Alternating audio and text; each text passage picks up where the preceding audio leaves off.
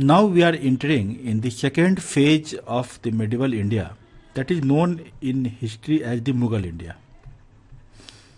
Mughal India. One very important concept, because so many times the questions are coming in UPSC related to culture, the land settlement, revenue system, the administration during this time, during the Mughal India.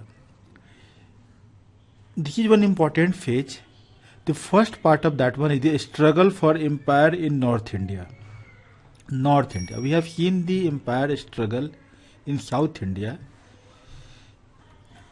We have also seen that at that time the Sikandar Lodi had died, and from in 1517 that Ibrahim Lodi, an Afghan, was at the throne at the Delhi. A throne at Agra. Rather, Sikandar Lodi shifted the capital to Agra, and Ibrahim Lodi was at Agra. The seat of the kingdom was at Agra. The reason was that Agra, because from Agra he could have approached to the Malwa, he could have controlled Rajasthan, Rajputana,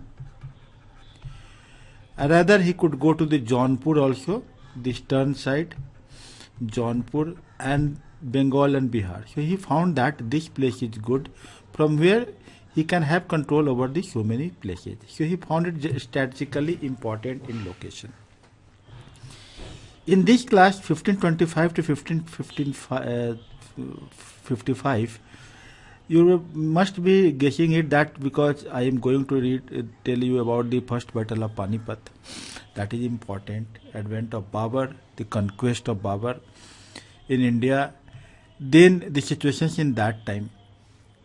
Here some concepts first I want to discuss with you, that what was the contribution of Babur, or rather I am asking some questions to you directly, that control of Kabul and Kandahar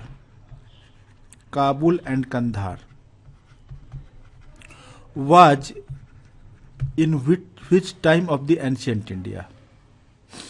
You have found that much earlier, during the time of the Maurya dynasty, then the Gupta period. And since the downfall of the Kushan Empire, this place Kabul and Kandahar remained unguarded. Very important concept. And what was its contribution? That Mughal first time after the downfall of Kushan could control this Kabul and Kandahar in 1526 with the advent of Babur, with the conquest of Babur to Delhi throne, to Agra throne, and after that 200 years Mughal could rule effectively, because the Kabul and Kandahar, the Khyber Pass, which we have seen in the Silk Route in the earlier classes, the Khyber Pass was the place through which conquest and accession and advents had been there.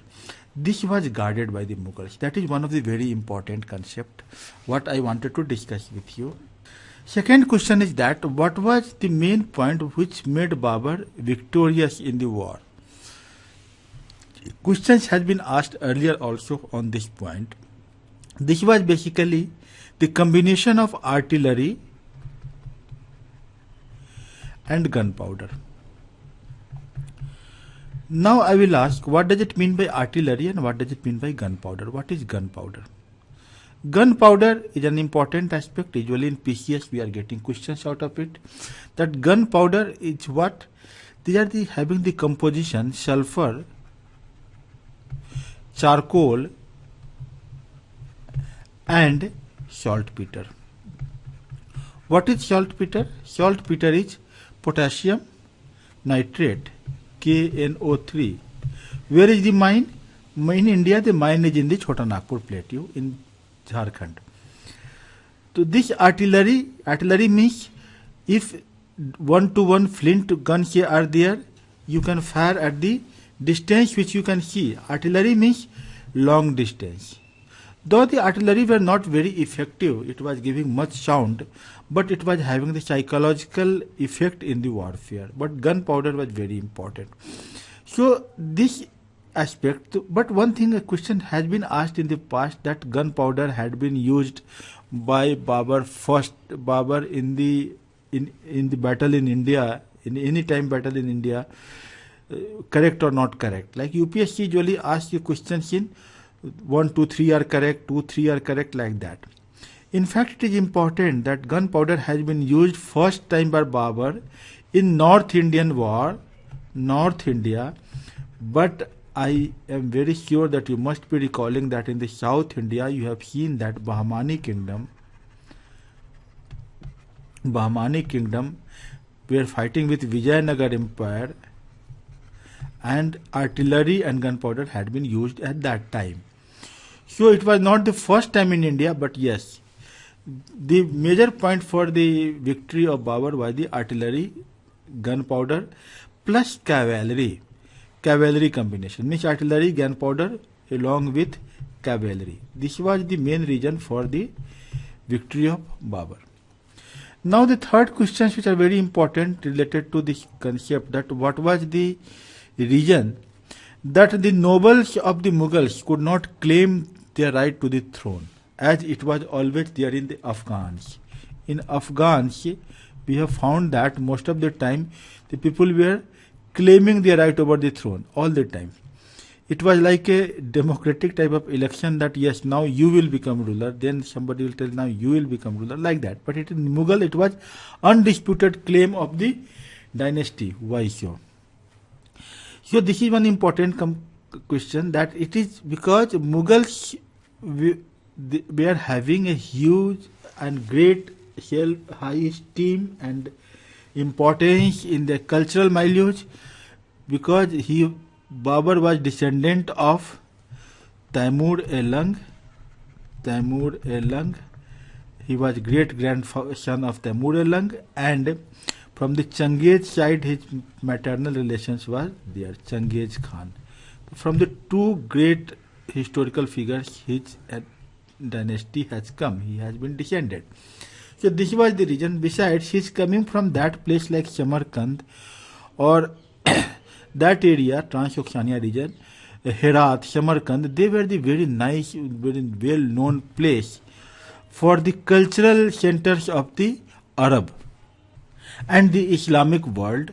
Herat and the Samarkand, they were the region which are very widely known in the literature. You are finding the word Khorasan, Khorashan, Khorasan.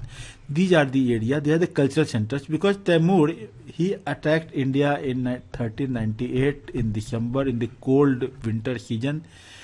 1398, remained here for 15-20 days.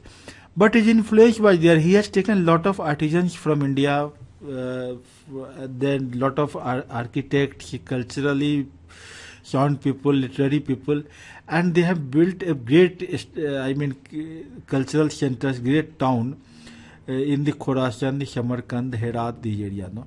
So this was the one region.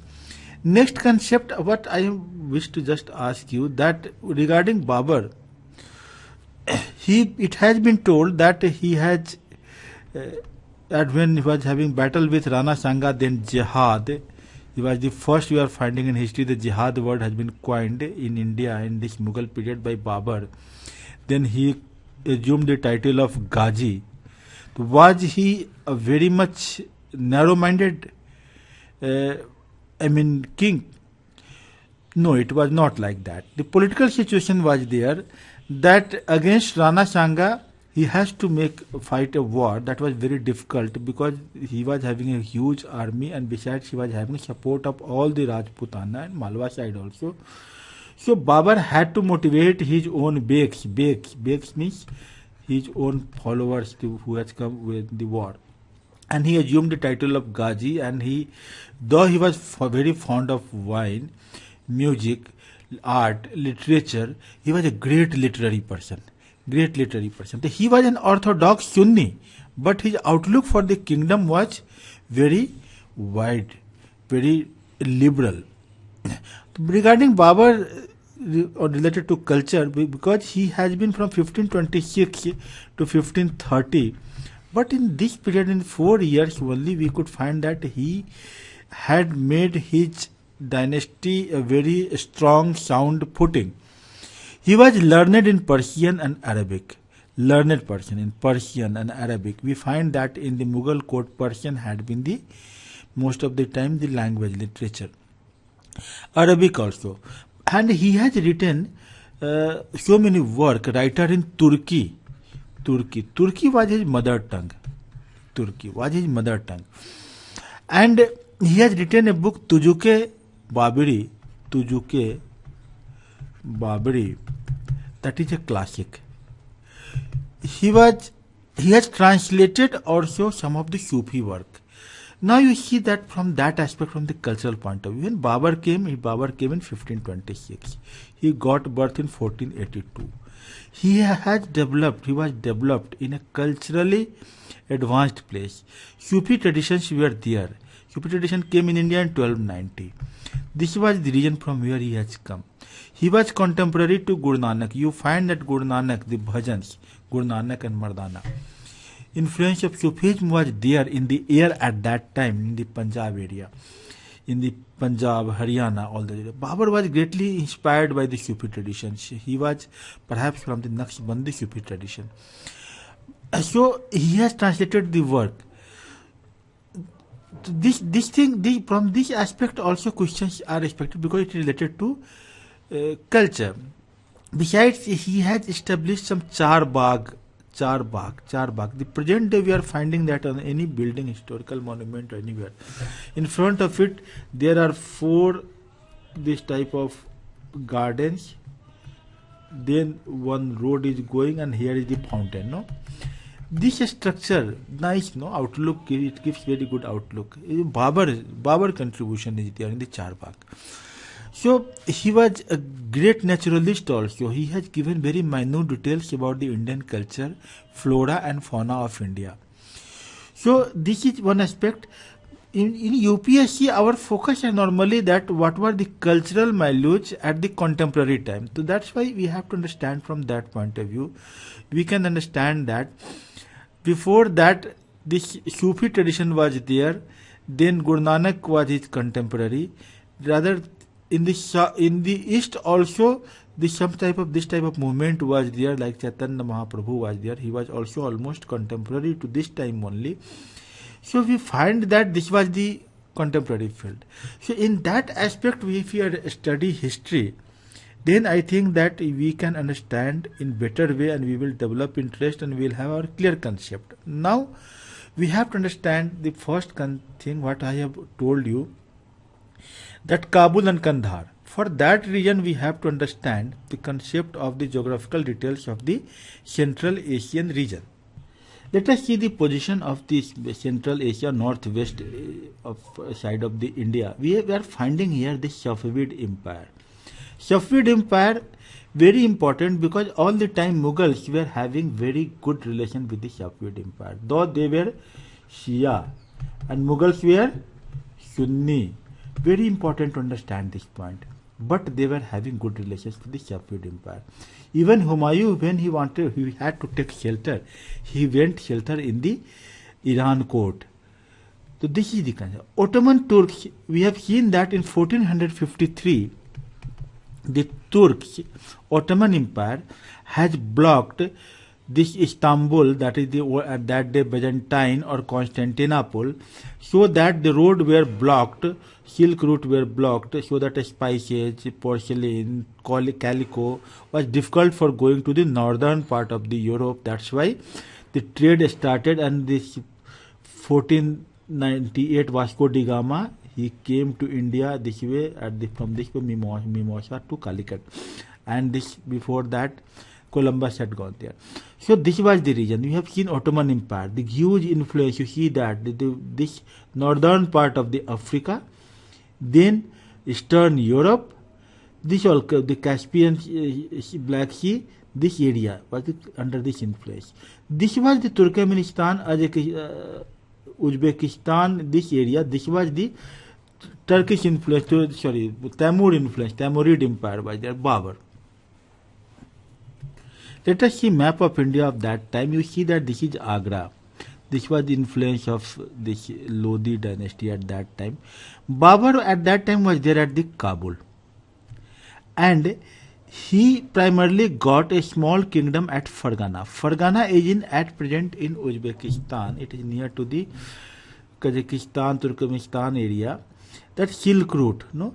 And he got a small kingdom, but he was always aspiring for getting the Samarkand. Samarkand was ruled by his uncle, Babur uncle. Babur father was Shah Rukh Mirza. Shah Rukh Mirza was the grandson of Taimur. Taimur he came in India in 1398 and he died in 1405. Taimur was a great ruler of this area who merged this Iran and Turan area. Both this Iran and Turan area, that is the major area, it has been merged by him from the lower Volga in the Russia, Tashkent and above that Volga, to Indus. His empire was there. It was having Asia Minor, that is the modern Turkey, Iran, Transoxiana, Afghanistan and part of the Punjab. He died in 1405. After that, up to 1448, everything was all right. But in that tradition was there in the Timurid that they were dividing their empire among their brothers, means partition of the empire. That is very important. That you see, that major cause of the downfall of Humayun in the initial phase was that because there was a partition of the empire, and this tradition was there. In Afghan also the traditions are there, the partition of the empire among their brothers. So this was the reason. So there was the Timurids were fighting with each other, and from the Central Asia, from the China region, one Turco-Mongol were there. Mongol plus Turco. They were the Islam, and they were Sunni only, but they were having the threat from the Turco-Mongol region. That's one thing. Safavid were at this place. Safavid we just see. Safavid Empire was this place. One from this side also. Ottoman Empire, Safavid, this place. Ottoman from this side. So this was a tripartite. So it was a very sensitive zone, and oblivious of all these factors, the Timurid people were fighting with each other. The Babur was having a fight with his uncle for Samarkand. Then his uncle called one person from the Uzbek. His name was Shabani Khan. Then outsider has been called in the internal war. And when outsider had been called, definitely what will happen that he will try to much more influence here. So Babur had to leave. Fargana has been captured by the Shabani Khan as well as the Samarkand later on. And Babur had to come, and he in 1504 perhaps he came and he captured Kabul.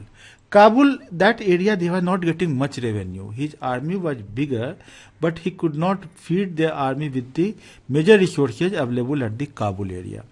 This was the condition.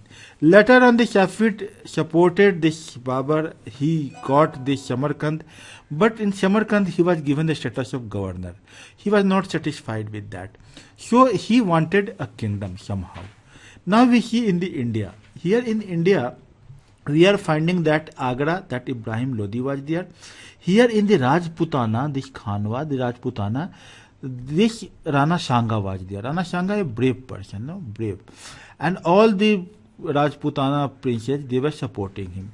Here we are finding that in this area, Nusrat Shah was there in the Bengal. The Nusrat Shah, the rule of Nusrat Shah, the Afghan, and this was also a very important challenge. Here in the Ibrahim Lodi was having one eye on the Malwa, this one. Malwa is very important because they wanted the sea access from there for the trade, because very culturally, a very handicraft, much more resources were there. So this Rajputana, the Rana Shanga, he thought that Malwa will be controlled by Ibrahim Lodi because he's having an eye on Malwa. So I should call Babur, because Babur will come just like his great grandfather Timur, and he will plunder and he will go away. Ibrahim Lodi will be weak, and I will have control over the Malwa, as well as I may have control over Agra also. This Ibrahim Lodi was having a governor. His name was Daulat Khan Lodi. Daulat Khan Lodi is the same person regarding which I have told you in one of the Guru Nanak. Guru Nanak has worked with his maternal uncle. He was there in the accounts department in the Daulat Khan Lodi court. So Daulat Khan Lodi was having his own aspiration that he wanted a control over this Ibrahim Lodi, because at the nobles also were having idea that they will have the control over the empire. So this was the condition. So Daulat Khan Lodi also sent a messenger to Babur, please do come. Babur came, he controlled first fort, that is the Bhira in Punjab, and within no time Babur was having some control over this area, Punjab area. With Punjab area, now the time is there for coming to Agra for making this the attack. The annexation of Babur, that was the important thing. It was conquest of India. This was on the 20th April 1526. Within hours the battle had ended and it was decided. Huge strategy was there. What happened? The Babur was having 12,000. It can be not accurate, because what happened? Because he was having control over Punjab at that time, his army could have swelled. But Ibrahim Lodi was having 1 lakh army. 1 lakh army besides so many elephants. It may be that fighting forces must be less. The battle had gone, but what he has used, artillery plus gunpowder plus cavalry, what I have told you. Besides, good warfare techniques like from the bullock carts has been fixed, on which this one has been like that, and the gunners were in this way. This technique is known as Ottoman Empire technique, by which Ottoman Empire has controlled the Constantinople, Istanbul in 1453. This technique is later on much more revised and improved by one Rumi Khan. Rumi Khan, you have read about this Rumi Khan in the Gujarat, that in the Gujarat Rumi Khan had come to control over the Portugal. So he has taken services of 1 or 2 master gunner from this one. Rumi Khan was not there. Rumi Khan's disciples were there. Babur had taken. The master gunners had taken in service by Babur. So these two things were important. Horses were important. Perhaps Ibrahim Lodi could not get the chance to use the elephants. So within hour, the Ibrahim Lodi forces were routed and he got the command over the Agra. Now Babur thought that this is the right opportune time, because now he has got big resources with him. No more poverty of Kabul now. This was the condition. But this, just see the condition of Rana Sanga. The picture shown here seems to be a photographic imagination of a painter. But Rana Sanga was looking like this only, with this type of spears and all this type of sword. And Rana Sanga, he thought that Babur had come, now he is staying. He thought that he will plunder and will go back. So now the control, there was a fight between Rana Sanga and Babur. Here Babur was having not much more army at that time, not consolidated, but Rana Sanga was having a huge force. Besides, he was having support of the Hasan Khan Mewati, the ruler of Mewat. Mewat. You just see, Mewat, Hasan Khan Mewati, Islam, and Rana Sanga. These two are combinedly, and here Babur is there. What Babur will do? That he has to motivate his forces. Though it is not a Hindu, Muslim or something type, in some places it has been shown in that way, but you have to understand in a proper perspective as a civil servant. Babur has what he did, that it is a war against the Islam, so I should fight. So he has given the title Jihad to motivate his army. He broken all the wine bottles, said, no more wine please. Is proper Islam. So jihad. He assumed the title of Ghazi. So these things are there. The medieval history is like that. The king has to fight war and he has to win. He has to win. That is winning. So this was the approach. We find that he defeated this Rana Sanga in 1526. That is the Battle of Khanwa. The Battle of Khanwa is very important because it has caused his consolidation. Now what will happen? That Babur will go to Mewat. In Mewat, then Babur has also will go to he has also been routed. Then this one Malwa. Malwa was the important place. In Malwa at that time, the Medini Rai of Chanderi in Malwa, he captured this Malwa, and at that time Babur has witnessed Jauhar of the Rajput princess. So in history, sometimes questions are being asked that when it was witnessed first time by the Mughals, it was in the Malwa region, Jauhar. So these are the important aspects which I wanted to tell you. So now again I just want to revise some of the salient points that Beygs, you understand what are Beygs, Babur and all that. In 1530, Babur died. Before that he fought a war with Nusrat Shah in eastern region and he got victory. But while going towards Kabul, because he got some news that Kabul area also some turmoils are there, and Mughals were having one thing very good in mind, that if Kabul controlled, their dynasty will be controlled, because Uzbeks are those people, if once they will come through Khyber Pass, control Kabul and Punjab, then their entry in India is certain, because once they cross Indus. So Khyber Pass, Kabul, Kandahar, Punjab, these areas were very important. Isthmus, the neck region. Once it crosses that, then there is no way they will control. So he was going to control Kabul, and on the way he died. He died at that time. Humayun was only 23 years old. You have seen that Babur assumed kingdom at the age of 12. At the age of 16, he was trying to control Samarkand. At the age of 22, he got annexed Kabul and became ruler. You just see the people of that age, how much great warriors were there. Humayun assumed the kingdom at the age of 23. And in next class, we will understand related to Humayun and the contribution of Sher Shah.